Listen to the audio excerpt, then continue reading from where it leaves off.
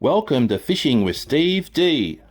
In this Somerset redclaw special, we're taking a look at redclawing Somerset Dam in the last three redclaw videos that talented redclaw angler Stevie C has done, and we're going to highlight the main points. I hope you really enjoy this video. Somerset Dam on the north side of Brisbane, an hour's drive, is Queensland's third most favourite waterway, and that is because it is only an hour north of Brisbane and good for the skiing, good for the wakeboarding, good for fishing. And now it's in the last few 5 to 10 years, it's been really good with redclaw fishing because there's a lot of sticks, there's a lot of timber when you go north. But even caught these up north of Kirklee in the timber, in the sticks, and he caught them in rockmelon, and in about 5 to 6 meters of water, about 18 feet for the best result. Let's have a look. Here is Cam. Cam got out and he got amongst them at Somerset as well, and he caught a whole stack of redclaw. Well done, Cam.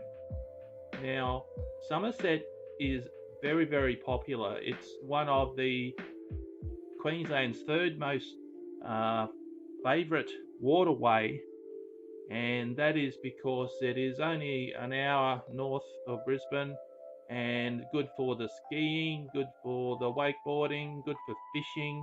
And now it's in the last few 5 to 10 years, it's been really good with redclaw fishing because there's a lot of sticks, there's a lot of timber when you go north. But when you're out fishing, you'll see a lot of things, a lot of deep weed beds, a lot of thick timber, which really keep the bigger redclaw close to or easy to find. And that's the best way to find a lot of the big specimens, is to look for that thick timber and put it there.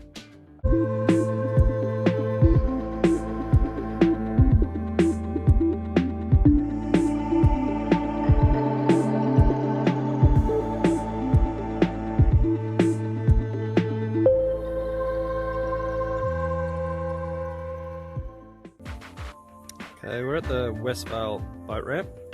As you can see, normally the water is a couple of meters up down from this boat ramp here, and it shows how low the water is all the way over there. At the moment you've got to go down the bottom, follow the gravel road over where the car is over there, and back your boat into the water anywhere over there. Okay, it shows the timber in the background, hold up, all the way down through Stanley River over the backs where it joins Somerset Dam. That's the area I recommend that everyone comes redclawing. It's about 5 to 6 meters through there. Tons of redclaw in the timber. Okay, so this is the Lake Somerset Northern West Vale boat ramp. If you're redclawing Somerset Dam, one of the biggest tips I can give you is to venture where no one else goes. Some of the more remote areas, you're going to get 10 times as many redclaw. You really can't expect to pull up at Kirklee down there and drive up the first bit of timber and drop your traps down with 1,000 other people and get a feed of redclaw. In the flood you will, because they move down out of the creeks, but if you come up to areas like around the back of us here, we're up the back creeks, right up the top end of the northern end of Somerset Dam, up near the Stanley River entrance and stuff. There's plenty of exposed timber. I'm still in 7 meters of water here in the middle of the creek. But you can see the standing timber on the side of the banks where the water normally is, and it's down some almost 6 meters. And so all these banks are normally underwater when the dam's full. And they're the kind of areas you want to get your traps up on when it floods, and that's where you get redclaw. But with the water being so low, they're all sitting around the bases of the timber here. Off those banks, it's still 4 and 5 meters deep straight off the bank. So if you can get up into the side creeks, up the top end of the Stanley River, up past the power lines and up near the pump shed, find yourself some timber on an exposed bank like this, and get your pots down with some fresh fruit, rockmelon and mango and whatnot. There's plenty of baits out there that everyone uses, but up here rockmelon and mango seem to be the two best baits, and you will do really well. Okay, the bait that we'll be using in all the redclaw traps over the next 3 nights, it's going to be a mixture of mango slices and rock melon. Okay, we'll add a bit of cat food to them possibly tomorrow if we don't do well tonight. Okay.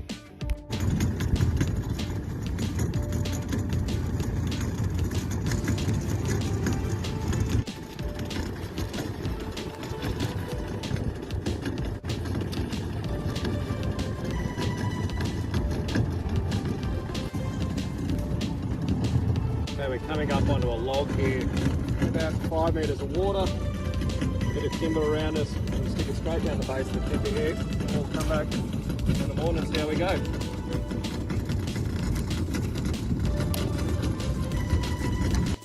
We're just coming up, we're going to move one of these traps. We've been down about, I don't know, a matter of 10 minutes. We just put the other traps in the area here. I just want to see if anything's in it. Another lesson there too, Somerset Dam's down a long way. There's a lot of exposed timber in the dam at the moment, so you've got to be very, very cautious of travelling in the middle of the channel with sounder.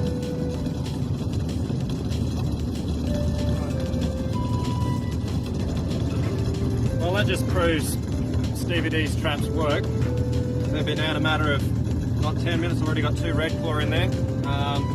Middle of the day, we're sitting in 5.8 metres of water. So it's looking very, very promising for up here around the timber tonight with all the rest of the traps.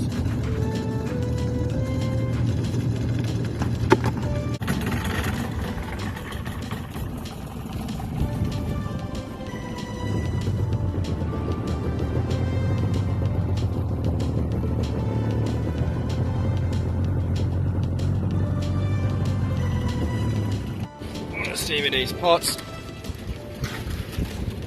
Have a look at that. Have a count. Oh, that is absolute shockers. I'd have near on 25, 30 really good crayfish on redclaw in that trap. That is a really good pot considering I've had most of my traps raided this morning, the one that they didn't find. And they were all on rock melon, so some really good sizes in there. As you can see, I'll do a count later on and let you know how I go.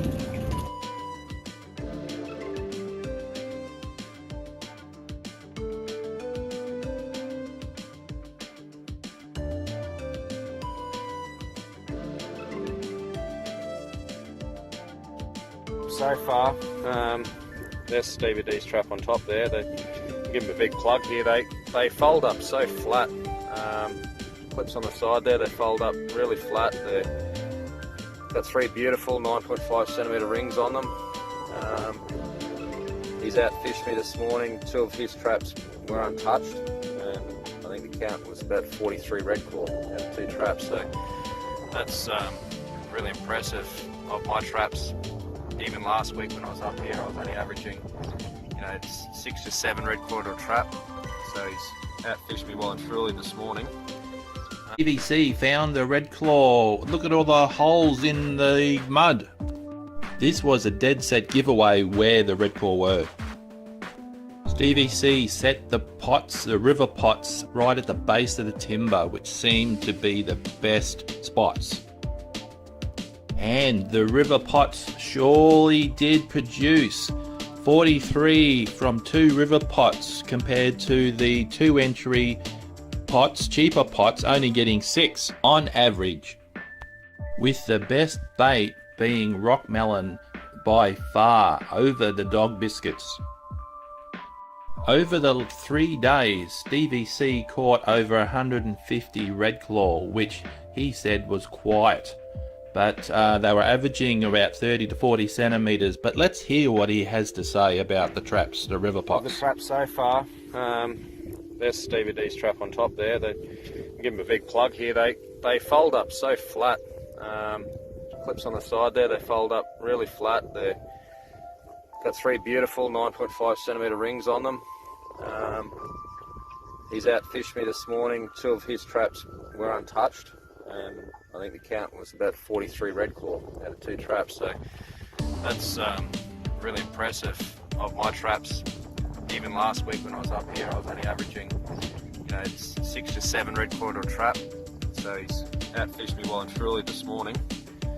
BC's success came in the timber area north of Kirkley at Somerset Dam, and first day he went to Westvale and went down and upstream, and on day 2 and 3 he went from the other end at Kirkley and went up into the timber, setting the traps at the base for the best results. Since Stevie C's first trip at Somerset Dam, the rain has come and the water level's gone up some 24%, and it has risen about 2.5 to 3 metres. So let's see how he goes on his second trip red clawing at Somerset Dam. Hey, welcome back Merry Christmas everyone, welcome back out to Somerset Dam. As you can see, the dam has come up to about 75% now. Put the red claw traps down to see how we go. The weather is absolutely awful, it's belting down rain down the dam, but it shows you how high the water's come from when I was here last time. That tree down there and the bush out there is where I had my boat. I always put my boat in. Just shows over the back here, flooded grass plains that everyone's red clawing. It wouldn't even be a metre deep over there. It's all normal paddock grass where the water's come up flooded. The red claw come out of the creek up onto the grass to feed. Morning everyone. Another stunning morning out on Somerset Dam. Finally managed to find out where they're hiding at the moment after the water rise in the dam. Red claw aren't in any depth of water at all. I'm getting them in 1 to 2 metres of water up in the lily pads. Just pulled up one of the new river pots and I'll show you what's in it. Okay, there's one of Stevie D's river pots. I've got a really good count of red claw in there.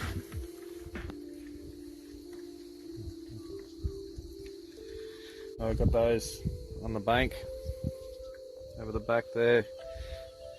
I was sitting in about 1.8 metres of water in the lily pads, and I think I got about 45 red claw in that trap. Taking a mixture of pumpkin and rock melon in that trap, so a very effective trap. The bait I've been using in the traps, the river pots, is rock melon, corn and pumpkin, and they seem to love the pumpkin. Slightly overripe pumpkin. We've got some really nice red claw in this trap.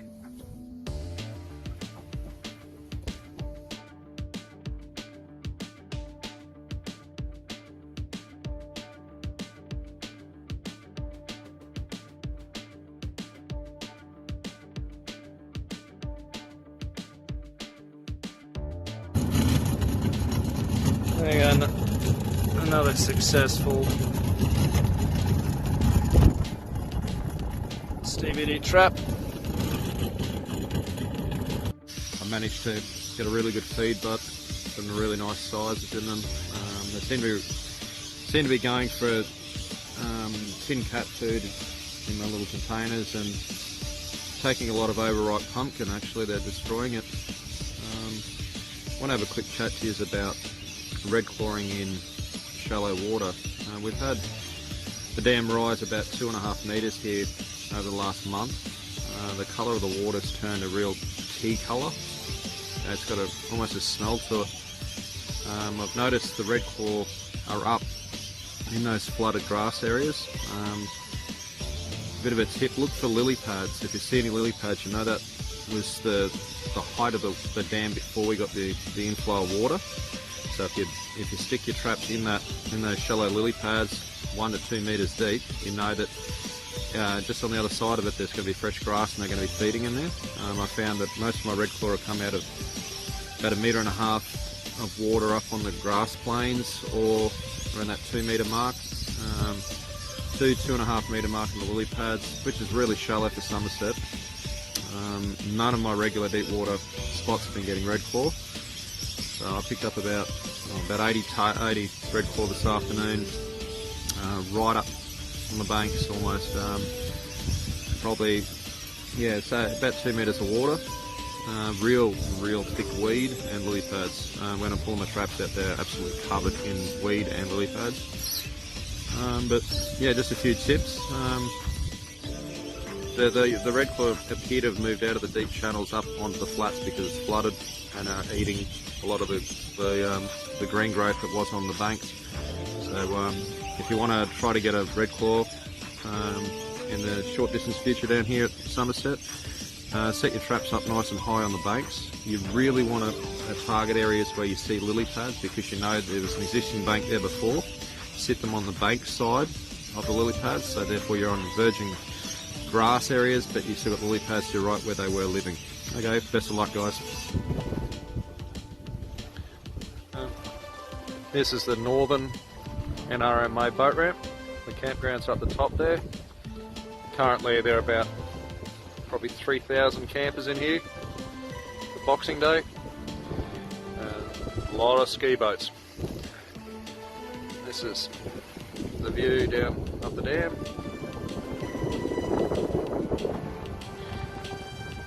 Nice to see the water back in the dam.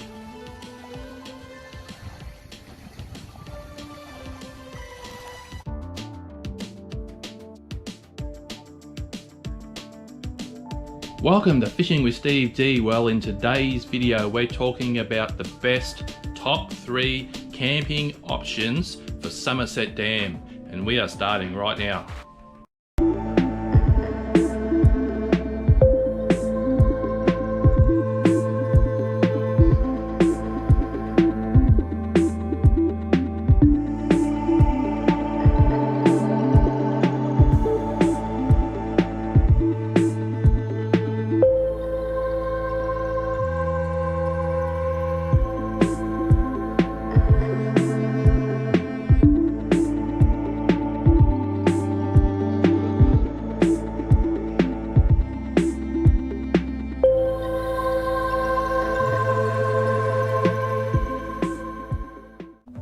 And today we're talking about Somerset Dam, the most third popular waterway used in Queensland.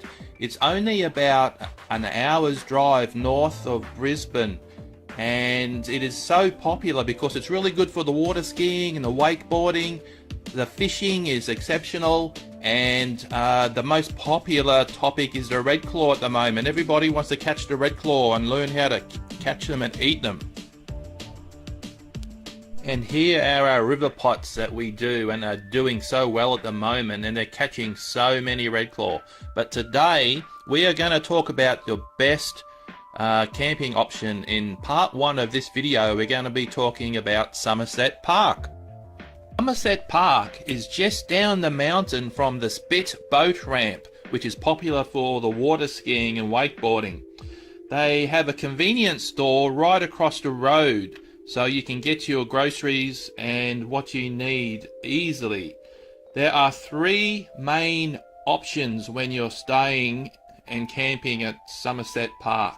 Number 1 is the powered sites, $38 per night for 2 people.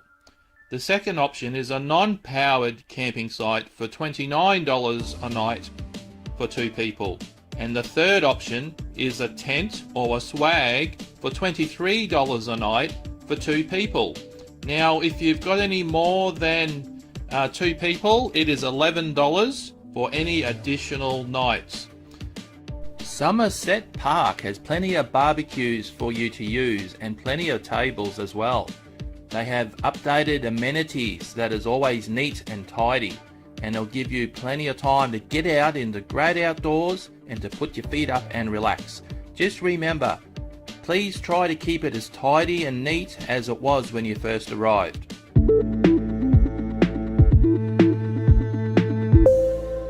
Somerset Dam, whether you chase the big bass or you're after the redclaw, let's jump into this video and check out another camping option.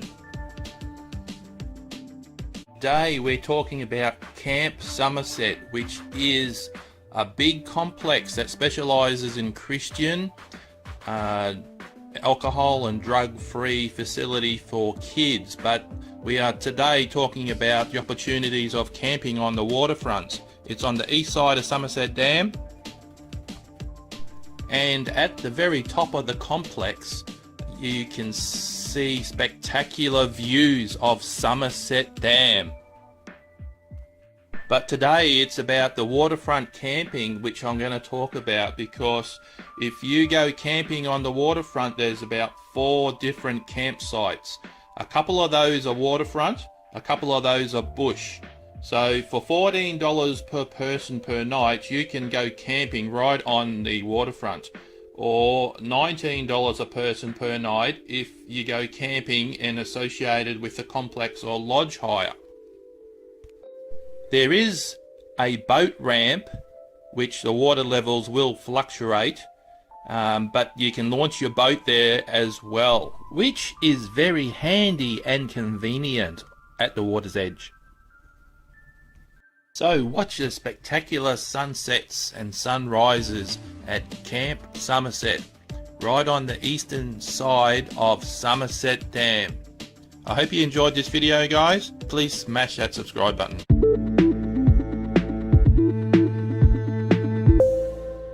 Welcome to Fishing with Steve D. This is a part 3 video of the best Somerset camping options, and in this video we're going to be having a look at the NRMA Lake Somerset Holiday Park. But before we do that, let's jump in to see why Somerset is just so popular. Somerset Dam is Queensland's 3rd most popular used waterway, and that's because it's only 1 hour drive from Brisbane, but it's good for the skiing, good for the wakeboarding, good for the fishing, and in the last 10 years it's very good for the redclaw fishing as well. Stephen caught these up north of Kirkley in the timber, in the sticks, and he caught them in rock melon, and in about 5 to 6 meters of water, about 18 feet for the best result. He also caught this massive Australian bass that was 58 centimeters. Well done, Stephen. That is an awesome fish. NRMA Lake Somerset Holiday Park is at Kirkley.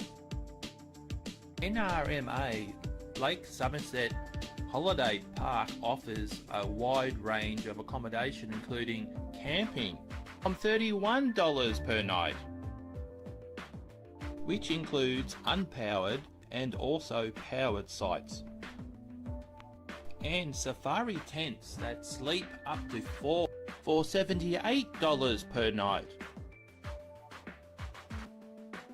and a range of villas that sleep up to 4 from $168 per night, or up to 8 people for $199 per night. These villas and cabins come with big verandas, which allows you to enjoy the sunsets and sunrises, or to arrange a nice fire to toast those marshmallows. Yum. So whether you like your wakeboarding, skiing, sailing, or fishing for the big yellow belly or big Australian bass, which has made Somerset so popular, or the delicious yummy redclaw, NRMA Lake Somerset Holiday Park has the accommodation on offer for you to enjoy your holidays.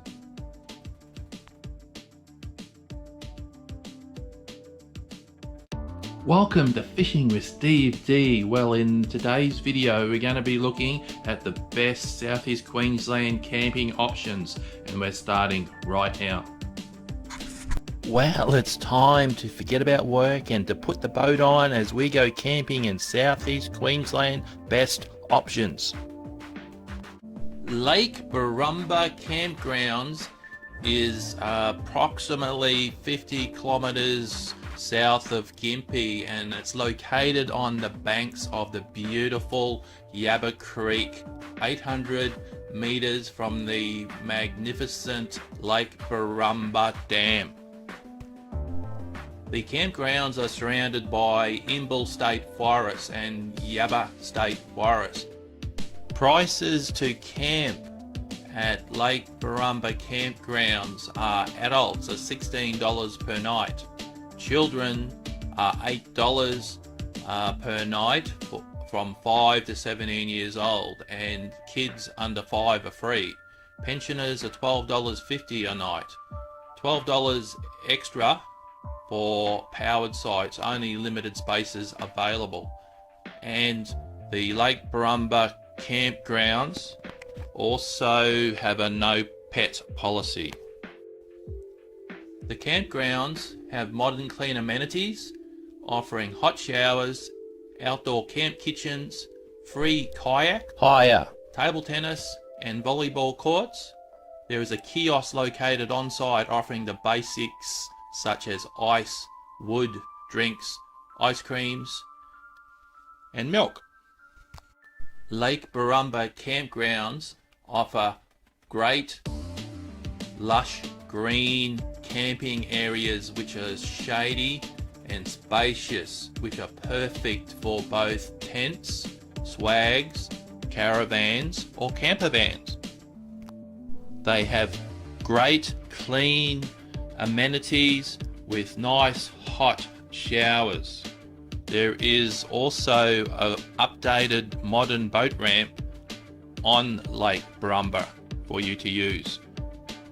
So whether you like fishing for the majestic Saratoga or the ever popular Australian bass, or whether you like fishing for redclaw, or jet skiing or skiing, Lake Barumba will have the activity just for you, even if you're just canoeing or kayaking. If you jump onto their website at www.campbarumba.com.au, you'll see there'll be a calendar there which you can work out your best dates and times, as well as all the prices which I've just mentioned. So Stevie, well, it's time to forget about work and to put the boat on as we go camping in southeast Queensland. Best options. Having a look at the NRMA Lake Somerset Holiday Park. NRMA Lake Somerset Holiday Park is at Kirklee. NRMA Lake Somerset Holiday Park offers a wide range of accommodation including camping from $31 per night, which includes unpowered and also powered sites, and safari tents that sleep up to 4 for $78 per night, and a range of villas that sleep up to 4 from $168 per night, or up to 8 people for $199 per night. The friendly staff will be happy to serve you, and they also sell the basic essentials of bread and milk in the office. And there are modern, clean amenities around the park with nice hot showers on tap, and it is always nice and clean. And there is a massive 3-lane boat ramp at the NRMA campgrounds just on the northern side. Lake Somerset is home of Australia's biggest Australian bass, and the redclaw fishing in the lake is simply outstanding. And the school holiday program is really fun for the kids, like face painting, arts and crafts, and even the parents can join in and enjoy it as well. Or you can enjoy a game of putt-putt golf, 9-hole course. And during the school holidays they have movie nights for the whole family to enjoy. Or try something completely different and go down to the Exchange Hotel and try some of the 10 beers on tap whilst you look at the world charm of the old Exchange Hotel at Kilcoy. Taste some of the mouth-watering meals all made from local produce, or just hang out with the locals and enjoy a good yarn. DVC had our river pots, the 3 entry river pots, and off he went to Lake Barumba to catch some big redclaw, and we're going to check in on how he went and how many he caught this time. Lake Barumba has an awful lot of timber, which is key when you are redclawing, Stevie C has said. Stevie C is going to explain what he found and the best way and location to put your river pots, redclaw pots, and then we're going to talk a bit and dive a bit deeper into the baits, the best baits to use. Checking in redclaw traps up Barumba Dam, nice and close to the banks. First the Stevie D's river pots come up, not too bad. Got some nice big ones in there. I'm getting 7 or 8 absolute quality redclaw in every trap at the moment.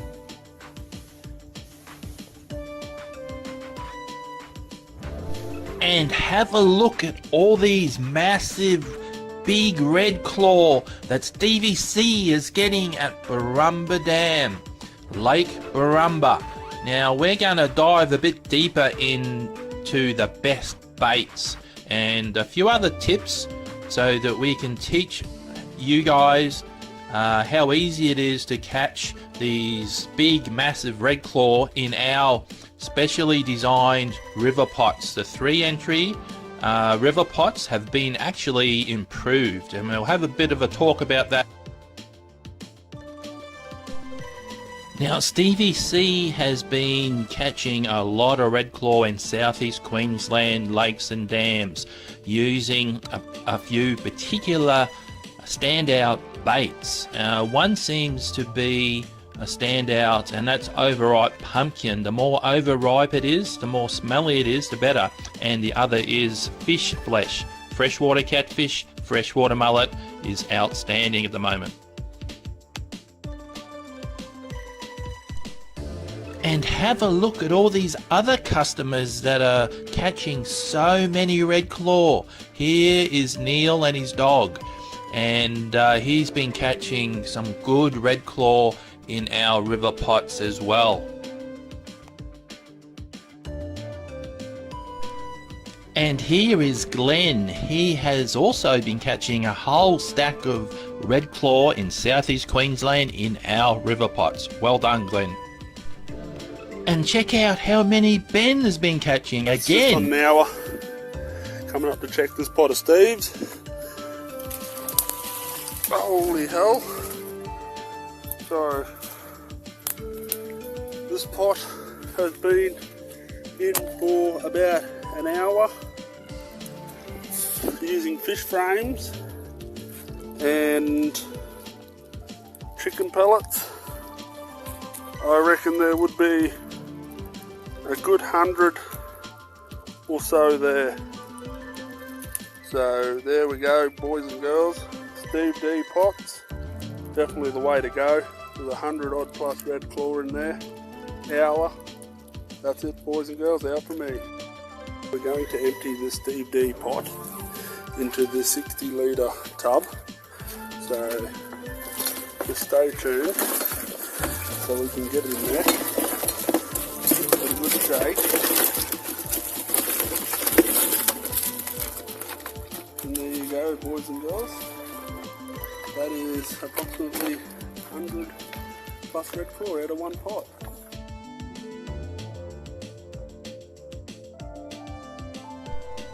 So if you would like your big redclaw mounted on a nice piece of wood and on the trophy or on the wall, send us a message and I'll put you in touch with Ben, because he taxidermies them now. And here's one for Denise.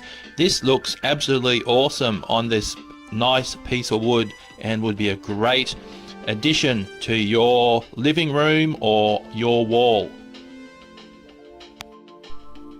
So why do the river pots, the round pots, seem to catch a lot of redclaw? Well, in these videos I would like to show you something and point out the difference is, see how in this video all the redclaw are walking in and they are also walking straight back out because the rings are straight and therefore they can walk in and out at their leisure. But if you have a look at this next video, this is a GoPro in our river pots with upward facing rings. Now I've designed these with upward facing rings, so what the upward facing rings do, it's easy for them to walk in, but it's very hard for them to walk out. And in this footage you'll see there's a lot walking in, but there's hardly any, I can't see any walking back out, and that's because of the upward facing rings. So if you want to catch more redclaw, make sure your rings are upward facing like our special designed river pots in the 3 entry on special for $49, or our extra heavy duty 4 entry which is $69, and you too will be catching great numbers and lots of redclaw in Queensland.